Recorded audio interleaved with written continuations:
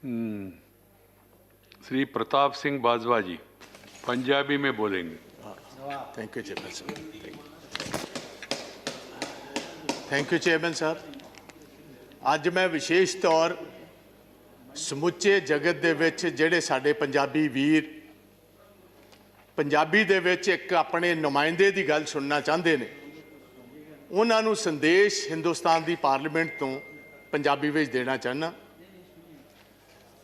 Chairman साहब, जदों 20 सितंबर नूं इसे ही हाउस दे विच एक कानून नूं पास करन दी जिहड़े एग्रीकल्चर दे साडे बिल है ने उन्हां नूं पास करन दे इत्थे बहस चल रही सी।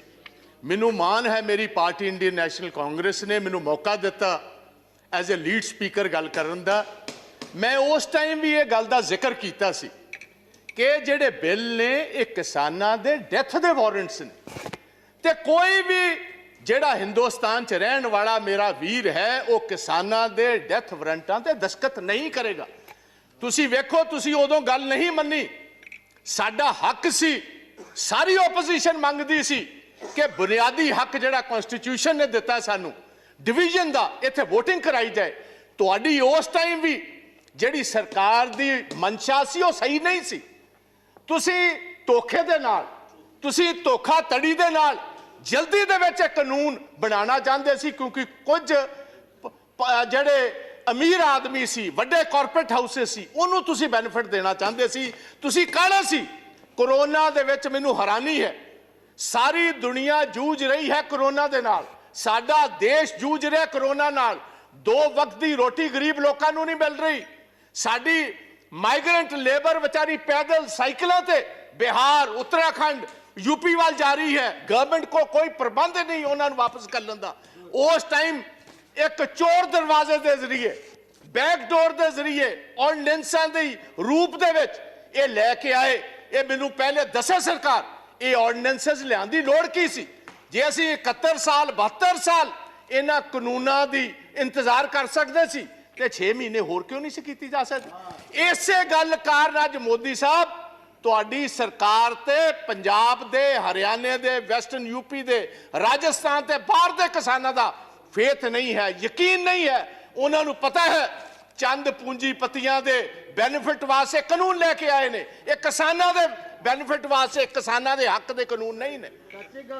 एक होर मैं तुहानूं दसदा, मैं इस हाउस दे विच किसी पोलीटिकल पार्टी दे आज जिन्ने किसान यूनियंस बैठियां किसी लीडर दे कहण ते लोक नहीं आए।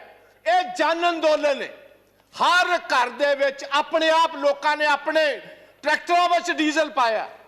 हर पंजाब के किसान ने फी एकड़ 500 रुपया इकट्ठा करके ये सारे किसान यूनियन के लीडर्स नूं दिता।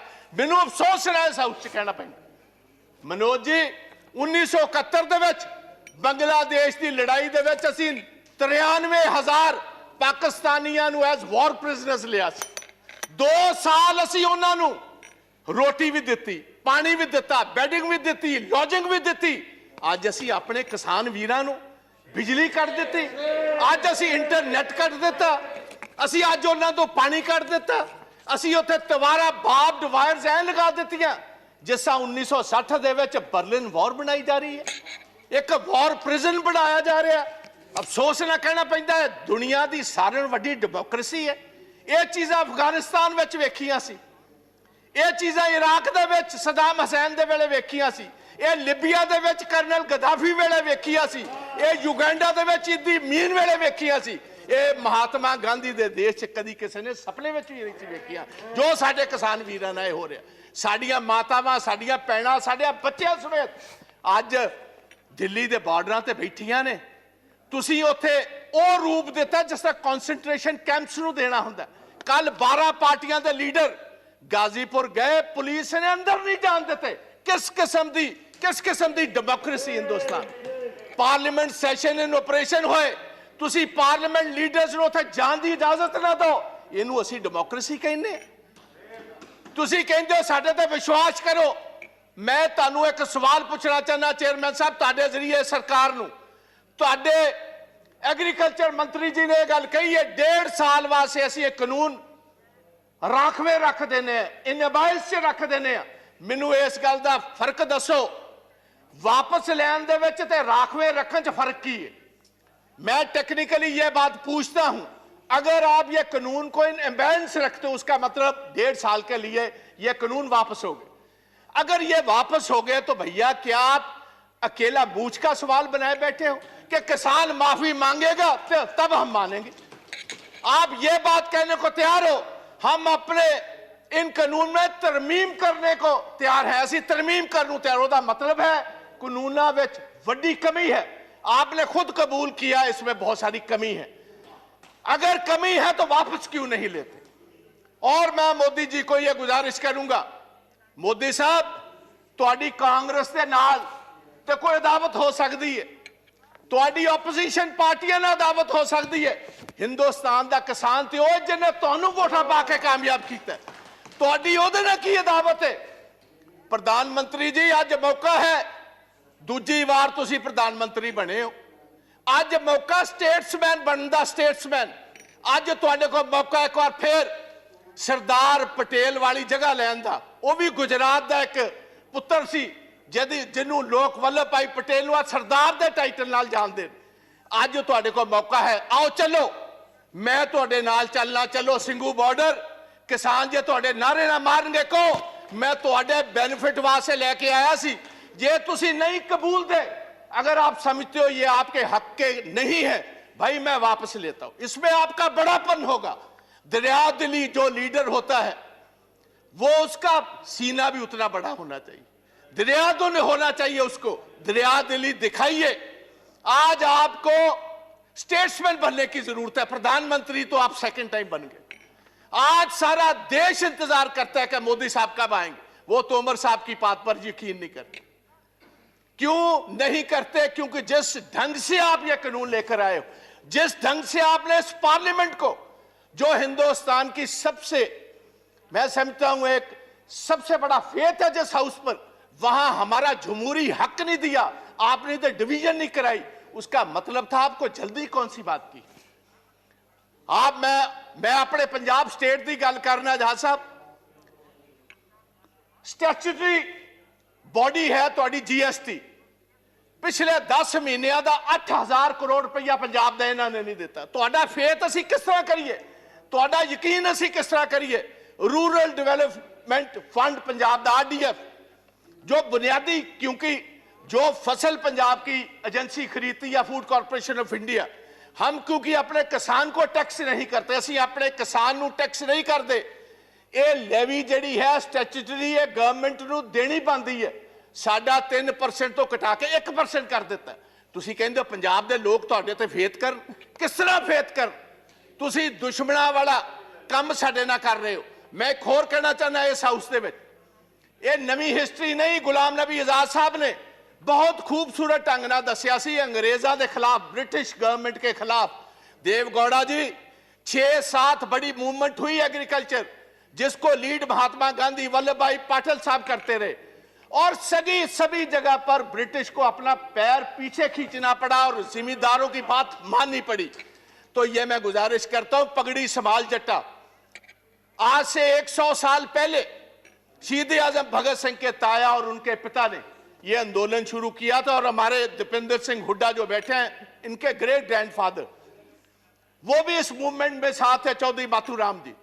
उस मूवमेंट में भी 3 कानून ही आए थे, जैसे अब 3 लेकर आए। 9 महीने मूवमेंट चली और अंग्रेजों को भी अपने घुटने टेकने पड़े, गोडे टेकने पे। मैं इस पवित्र सदन के विचों कहना चाहना, यही जिक्र सा सुखदेव सिंह ढींडसा ने किया। लाल किले दे उत्ते जो कुछ होया 26 जनवरी नूं, सानू बड़ा अफसोस, सानू बड़ा दुख है। As a Punjabi, as a Sikh, I condemn that whole incident what happened. सानू तुसी नैशनैलिटी ना सिखाओ। नेशनलिज्म साडा हर एक बच्चा हर महीने नेशनल फ्लैग में लिपट कर हर महीने पंजाब और हरियाणा का आता है। आप हमें नेशनलिज्म सिखाएंगे भाई? आप उनको खालिस्तानी कह रहे हो जो लाल किले की, क्योंकि बहुत सारे लोग हिस्ट्री नहीं जानते। हमारे 9वें गुरु तेग बहादुर महाराज, गुरु तेग बहादुर जी ने किसके लिए शहादत दी थी? उन्होंने शहादत दी कश्मीरी ब्राह्मण्स के लिए। कश्मीरी ब्राह्मण पंजाब में गुरु तेग बहादुर जी के पास आए कि औरंगजेब हर रोज जनायु उतारता है, तलवार के ताकत के साथ वो हमें कन्वर्ट करता है, हमारे धर्म को तब्दील करता है। आप इन पिटीशन हमारे साथ चाहिए। जैसे कोई वकील लेकर जाता है, वो इन पिटीशन लेकर औरंगजेब के पास आए और औरंगजेब ने इसी लाल किले से, जिसका आप जिक्र करते हो, इसी लाल किले से ये कहा जो पिटीशन लेकर आए इसका सिर कलम कर दिया जाए। वहां उनकी शहादत हुई और उनकी शहादत की याद में जो शीशगंज साहब, शीश कहते हैं गले को, उनकी याद में शीशगंज साहब गुरुद्वारा जो खड़ा है, वो हमारे हिंदू ब्राह्मण कश्मीरियों की वजह से यह शहादत हुई। और आप हमें खालिस्तानी कहते हो। मेरे अपने पिता जो फॉर्मर मिनिस्टर थे, 5 लोगों के साथ पंजाब में 1987 में उनकी शहादत हुई।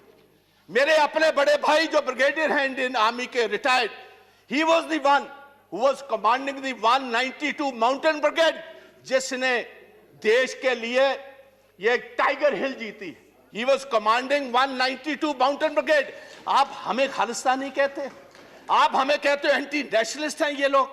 और मैं ये चाहूंगा on the floor of the house, I demand कि इधर एक सुप्रीम कोर्ट का सिटिंग जज टाइम बाउंड एक इंक्वायरी करे 2 महीने में, ये बताए वो कौन सी ताकतें हैं जिन्होंने, क्योंकि ये जितनी किसान जथेबंदियां हैं इनको टाइम दिया गया था 10 बजे सभी स्टार्ट होंगी दिल्ली के इर्द गिर्द जलूस जो एक पुलिस के साथ, और 8 बजे कुछ शरारती एलिमेंट्स को यह इशारा कर दिया गया कि जो आपको दिया हुआ रूट है उस पर चलने की जरूरत नहीं, आप तोड़ो इस रूट को, बैरिकेडिंग तोड़ो, सीधी आईटीओ पर पहुंचो। आईटीओ से लाल किला तो बहुत सारों ने देखा ही नहीं था। और एक ये भी बात मैं हाउस में बताना चाहता हूं, ओ भैया, ये लाल किले जिसकी आप बात करते हो, ये जिस आपको पता मुगल राज में ये स्थापित हुआ है, और 300 साल पहले जो गुरु तेग बहादुर जी की कुर्बानी है, उसके बाद गुरु गोविंद सिंह महाराज, उनके 2 बड़े साहबजादे शहीद हुए। छोटे 2 साहबजादों को जिंदा दीवारों में चिन दिया गया। अगर गुरु गोविंद ना होते इस देश की एक शक्ल ही और होती। आप हमें कह रहे हो, किसी को गद्दार कह रहे हो, किसी को आप एंटी नेशनल कह रहे हो। पहले सोचना, और ऐसा मैं गुजारिश करना चाहूंगा गवर्नमेंट, ऐसा काम मत करो। दुश्मन हमारे बहुत है, जो हमारी फॉरेन पॉलिसीज हैं। आप पाकिस्तान को तो छोड़ ही दीजिए भाई, सारा अरब वर्ल्ड आपके खिलाफ, चाइना आपके खिलाफ, रशिया आपके उल्ट चल रहा है। जाकर आपने वोट ट्रंप की मांगी, बाइडेन आपके खिलाफ। वो आपके साथ भाई कौन है? अगर कुछ आपके साथ नेशनलिस्ट होकर आप उनको भी तोड़ना चाहते हो, उनको भी डराना चाहते हो, उनको भी धमकाना चाहते हो, ये कभी नहीं चलेगा। और पंजाबी और सिख विशेष तौर प्यार से तो बात आपकी मान सकते, डर से, डरावे से, बंदूक से, तोप से ये डरने वाली कौमें नहीं। इन्होंने तो सारी हिस्ट्री ही शहादत की है। तो मेरी गुजारिश है, ये ब्लैक लॉज वापस लीजिए, ये काले कानून वापस लीजिए। प्रधानमंत्री जी, आप कहते हो मैं एक कॉल अवे हूं। भाई, किसी के पास आपका नंबर है? किसके पास आपका नंबर है? आप क्यों नहीं इन किसान जथेबंदियों को, ये मेंबर्स ऑफ पार्लियामेंट, इनको साथ लेकर चलिए, हम चलते हैं आपके साथ।